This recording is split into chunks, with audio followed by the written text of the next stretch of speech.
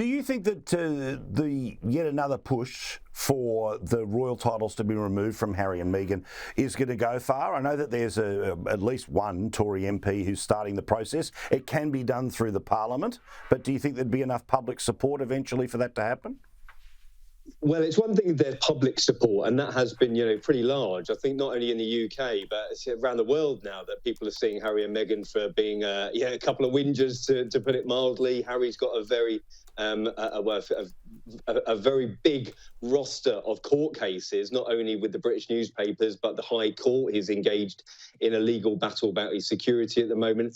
People don't take too kindly for this. There was some goodwill towards Harry. He served the royal family well. He was one of the most popular members. The Invictus Games has been a fantastic achievement for him. But when you actually look at what has been produced in the months and years since they left, it has been sort of a lot of mudslinging. I think people have fallen out of love with the both of them. But that Tory MP, Bob Seeley, who you mentioned over here, he has put together a motion to try and, put forward a process to strip them of their titles. But the issue is that won't happen, not only just with the parliamentarians getting behind it, but the king would have to be behind it as well. And I think, he is a man who wants as less grief as possible.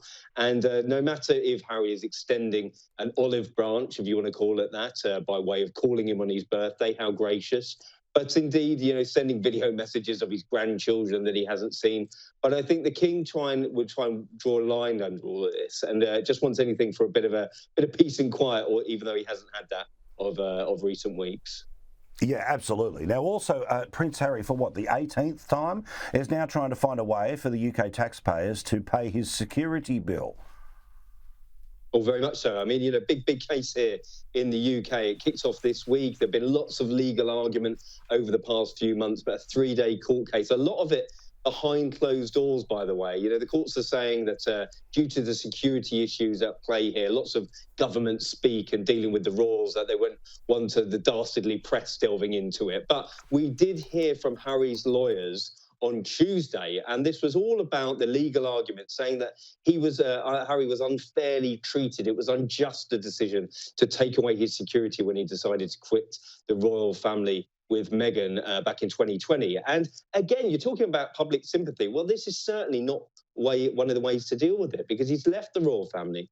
He's made millions and millions of dollars in a very, very short space of time. He's moved into the celebrity circuit. We're seeing Meghan gracing the red carpet over the last couple of weeks, and yet they're still expecting the British taxpayer to pick up the exorbitant bill for his security, and he doesn't want to pay for himself. So you're talking about sympathy. I'm not too sure there's very, very much in terms of from the British public, or I doubt that the courts will find very in his favour. So let's wait and see what happens. But it's going from bad to worse for Harry at the moment. Yeah, when it comes to his chances, public sympathy, the Australianism for this is 4/5 of bugger all are his chances. Thank you, Russell. We look forward to talking to you very soon. If we don't talk to you again before the new year, Merry Christmas, Happy New Year. Thank you for everything you do for us and everything you do with the paper as well, mate. Well done. My pleasure, mate. Yeah, Merry Christmas to you and the team. Cheers.